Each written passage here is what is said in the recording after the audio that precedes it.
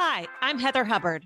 I went from being a lawyer and partner at one of the largest firms in America to becoming an online personality and successful entrepreneur. I know what it takes to rise to the top. I also know all too well the toll it can take on your health and personal life. So, how do you shine bright without burning out? How do you chase joy while achieving success? You're listening to the Hustle and Flow podcast.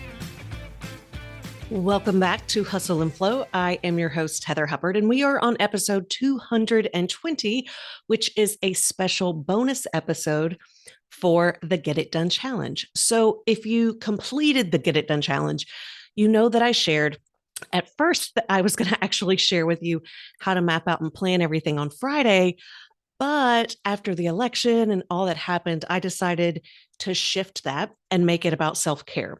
So today we are going to cover how to map out that plan of all of the have to get done before the end of the year tasks and projects. If you are watching this episode and you're like, what is the Get It Done Challenge? You have no idea what I'm talking about. Just know that from November 11th through the 15th, we had daily episodes, and I issued a challenge to help people really get on top of their to-do list for the rest of the year. You could go ahead and do it now. If you are watching this in April of 2027, it would still apply, but we technically were talking about the end of the year. So you can still go back, watch those replays. They're still going to help you get in front of your to-do list, because even though I'm going to share today how to actually map it out and tackle it, if you don't have the foundational principles that we covered last week, you're still probably going to feel a little bit overwhelmed. Okay. So let's get into how do you actually map out that plan. So from last week, we created piles, and you ended up with a list of tasks or projects or goals that you absolutely had to get done by the end of the year. It was a must do. No ifs, ands, or buts about it. It was a non-negotiable.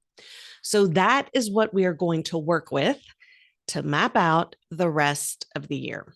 So what I recommend is that you get out your planner. I love a paper planner. Okay. Well, first off, I loved my paper planner, but that is no longer being produced. I use Emily Lay, and I already have my 2025 calendar. Of course, we're planning for the end of the year, so you can grab your 2024 calendar. You can do it on your phone, computer, whatever, but you're kind of like looking at the weeks. And so you want to take a big picture approach, because we have a lot of tasks that have to get done, but we also have a lot of appointments and events, especially at the end of the year. So if you're going to be traveling, if you have holiday parties, if your child has holiday parties, anything where, because it may not be on your to-do list and you might need to add it on it, but go ahead and really put those on the calendar first so that you can get a good big picture overview. Sometimes I like to go on Google and just look for printable blank calendars when I'm doing projects like this, where I'm planning ahead, because I'm just wanting like a preliminary blank sheet. You could also just kind of like get out a ruler or let it be messy and kind of do a table on your own. But that's what you're trying to look at, is what are those big blocks? What are those big chunks where you know that like that's not going to be possible. So go ahead and mark all of that out. Maybe it's you're going to take time off, a half day, whatever. Make sure that you are seeing that. Then you're going to look at each week individually, but we're going to do it all at once. Okay. So go ahead and look at this week. Now, this is where you've got the big picture of are there any big things that are going to take me out, as well as any individual appointments or other things that you have going on. You also know in your life about how much time you have to deal with phone calls and emails and people just walking in your door. So build that in. Also, emergencies happen, things that we don't plan for, that we couldn't plan for. It might be personal, it might be professional. They just happen. So we can't plan for those things, right? Like things should just have to shift if that comes up.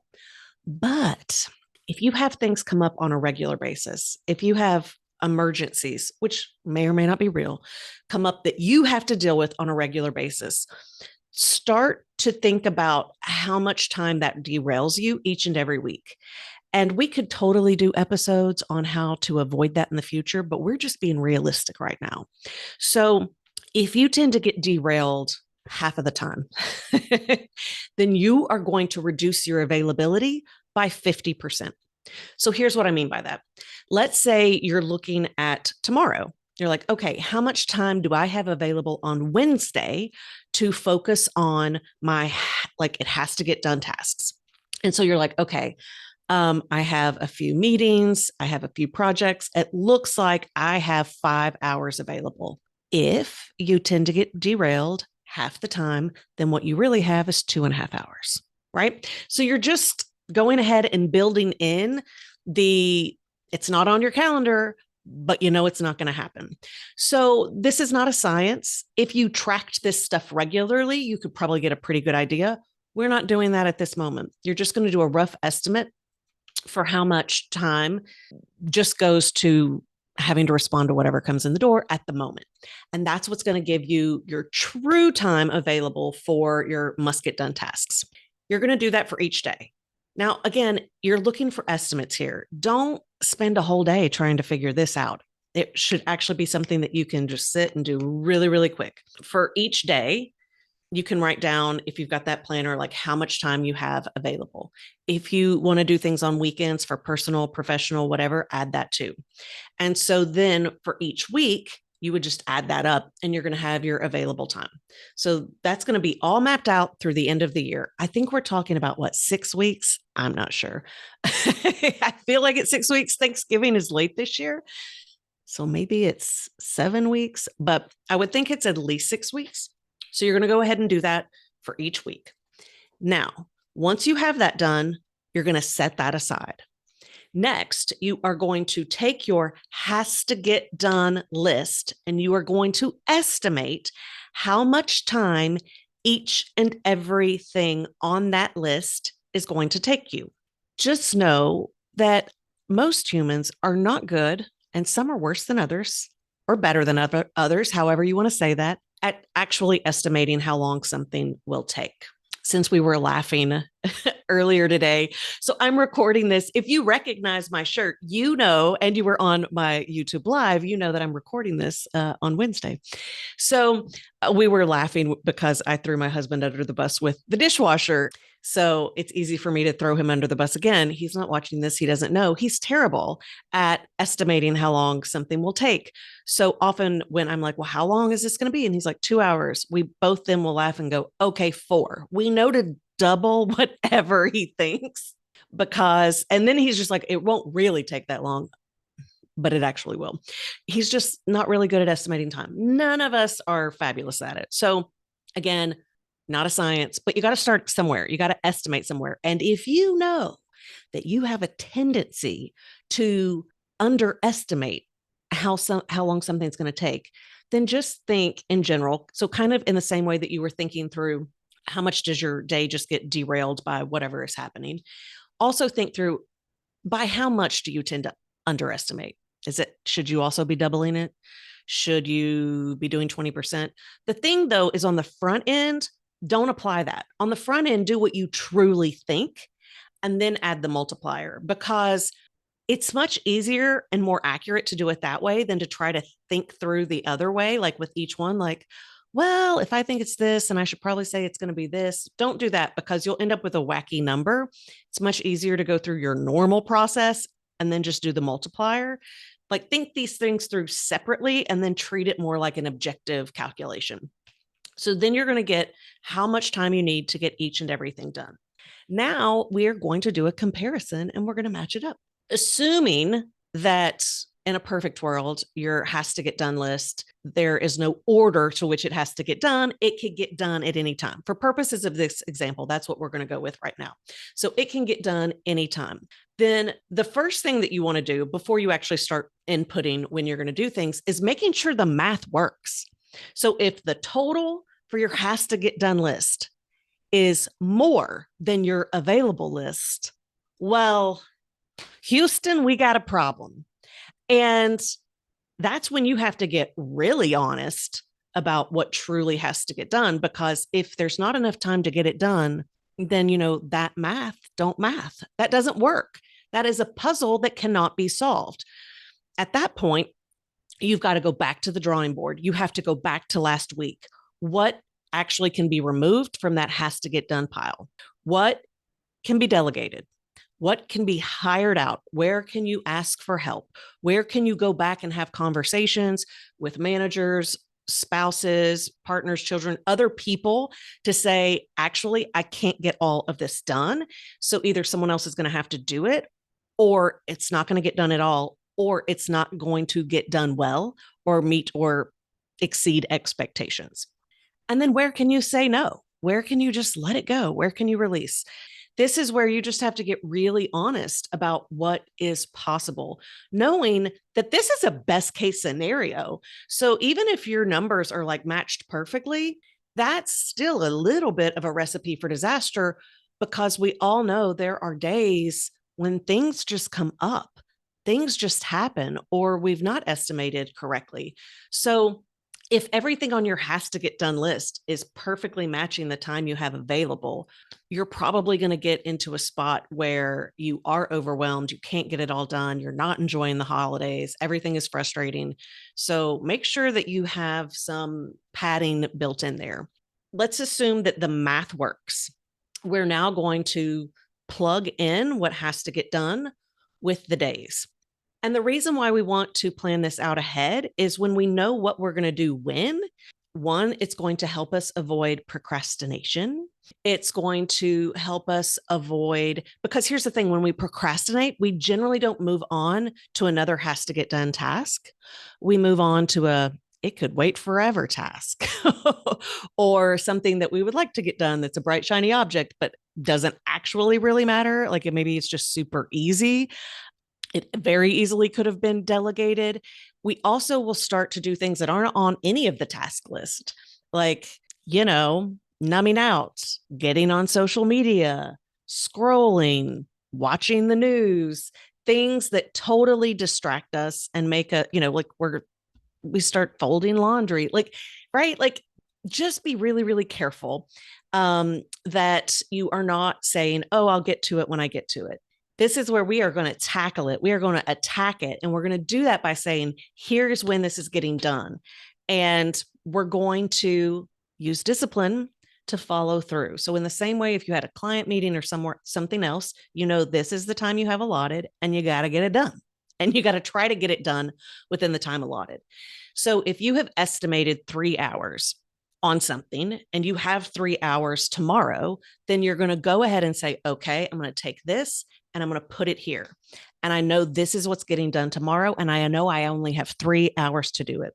This is going to help you in a few different ways. One, you've given yourself a time estimate. You've given yourself a deadline in which to get it done. Now, if your math is tight, then that needs to be a legit deadline. Okay. If you have room, then there's some room for it to go over, but just know the more you go over, it's coming away from something else, right? Where we can't really expand time. So there's going to have to be a trade-off. That's going to help you. You can be like, okay, I got 3 hours. It's also going to help you go ahead and put it in your calendar. Block that time off, especially if you have other teammates or other people who can see that, or family, and they are going to respect, oh, she's got something going on. So in the same way that if you had a meeting or you had an appointment or you were doing something else where truly you would not be distracted, you wouldn't be taking phone calls, you wouldn't be checking your text messages unless it's an emergency, right? Like notifications are off. Treat that the same way. So you've got that block of time and you're going to knock it out. Here's what I do not recommend. I do not recommend that you take that has to get done list with all of your blocks that you've estimated, but go ahead and estimate them all on the front end. What I don't recommend is that you go ahead and do that for the next 6 weeks all at once, because you're going to lose some efficiency there, because one, more things may come up that has to go on that has to get done list. Two, you don't know when the emergencies are going to come up. You don't know like when you're going to have extra time. You just don't know all of that. So this is where it's actually easy. You do the pre-planning ahead, right? We're going to do the math in advance. But then for purposes of execution, we're only going to deal with it a week at a time. So for you right now, just do this week. Okay. So you know the time that you've got available in the future and you've got it written down. And if you want to go ahead and hold that block on your calendar, if that helps you not put more stuff on there, do that. But don't go ahead and assign what you're doing just yet. But for this week, go ahead and look at those blocks. Look at your has to get done list. And then if there is a block that matches up time wise, go ahead and put it in and go ahead and write in what you're going to be doing each one of those days. Now, as I mentioned, that's in a perfect world. Sometimes your has to get done list has an order, right? There are priorities, there are deadlines. So if something has to get done before something else and the time doesn't perfectly match up, then like let's say you have something that's going to take you 6 hours, but this week you have 3, 2, and 1 hours. Well, you're probably just going to have to break that up if it's due this week. So obviously permission granted to work through some of those issues if you can't make the blocks perfectly fit in. But if they can fit in and you don't necessarily have an order, that's the best way to do it. It's just, I've got 2 hours available. I got a 2 hour task. Boom, put it in. And then this weekend, do this again for your next week. So you've already identified how much time you have. And if you've truly blocked it out in your calendar, more stuff shouldn't have come in. But also, if it has, then you got to do a check. You got to read. You've already done the math over here. You got to redo the math. And because we've only got a short runway, because here we truly are focusing on the end of the year, it's not just planning as a whole. Keep checking that math, keep making sure it works, and then put those blocks in for each day that coming week. And you just keep doing that. Rinse, repeat, rinse, repeat. And by the end of the year, everything in your has to get done pile should totally get done. No problemo. And then you can still have time to enjoy the holidays and you're not totally stressed out. You're not totally overwhelmed. And like I said, my hope is that as the weeks progress, not only do you continue to say, does this really have to get done? Where can I delegate? Where can I hire out? Where can I use my community and my support and my resources? Where can I say no? Don't just do that with the list that exists. Any new thing that's coming in, consider that as well.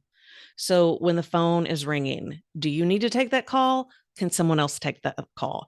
Can it go to a message? Which is going to like what's going to be the most efficient way to do it? If you get another invite to a party, if you get another someone asks you to do something related to holiday planning or something else, before you say yes, before you agree to it, stop and ask yourself, where would this go if I was sorting it into piles? Is this a good use of my time? Could someone else be doing this instead? Should I just be saying, I actually don't have the time. I can't put anything else on my plate, right? That's what I would be thinking through everything that comes in for the rest of the year. Think of it as if you were going on vacation or you were going on, a health sabbatical, something where you're going to be totally out of the office. You deal with phone calls, you deal with projects, you deal with invites in a totally different way than when you think that you're just like that it's work as usual. We're at the end of the year. This Get It Done challenge was specifically for getting things done by the end of the year. So use that same thought process, use that same approach for everything that comes in for the next 6 weeks. And not only is it going to help you get everything done this year, I think it's going to revolutionize the way that you handle things in 2025 as well. You all have done such a great job throughout last week. And I know that you are going to knock all of this out for the rest of the year. I would love when you are blocking out your days to block out December 5th and 6th for the planning extravaganza. So if you've got personal and professional goals, that's December 5th only. If you are an entrepreneur or you are a service-based professional and you are in charge of generating revenue and business for your work, then that is December 5th and December 6th. And yes, it is going to take some big chunks out of your day. But I promise you, it's going to help set you up for 2025. It is a great use of your time. You're going to enjoy it. And it's going to also just kind of relieve some of the stress that you might be having about the planning process, because you don't want to just get through the year. You want to hit the ground running with joy and with confidence and with excitement for what you're going to do next year. So I'd love for you to join me. heatherjoyhubbard.com/planning extravaganza. The tickets are ridiculously affordable this year. So we're going to be on a Zoom. It's going to be interactive. There's going to be live drawings. We have so many prizes and partners, and we'll get to interact. I'll get to see you. It's not like this. It is not where you're just watching me. I'll get to see your face. You're going to have your camera on, have your mic on. I'll be interacting. We'll go into breakout rooms. If you have participated in any of my virtual events before, you know how awesome they are and how amazing the community is. So sign up. I would love to see you there. And let me know in the comments below the YouTube channel if you have any questions about this planning process or getting everything done for the rest of the year, because I want you all to succeed. I'm here to support you. And yeah, just leave a comment below the video. If you are listening on Apple or Spotify or another audio only app, just know that there is always a video version on YouTube. You can come on over and leave a comment below that video, even if you listen to the audio only version, and I will comment and respond. All right, that is it for today. And I will see you back for our regularly scheduled programming next Tuesday. Thank you so much for joining me for this week's podcast. If you're watching on YouTube, give the episode a like and leave a comment below so we can keep the conversation going. Also, be sure to subscribe to the channel so you never miss a future episode or announcement.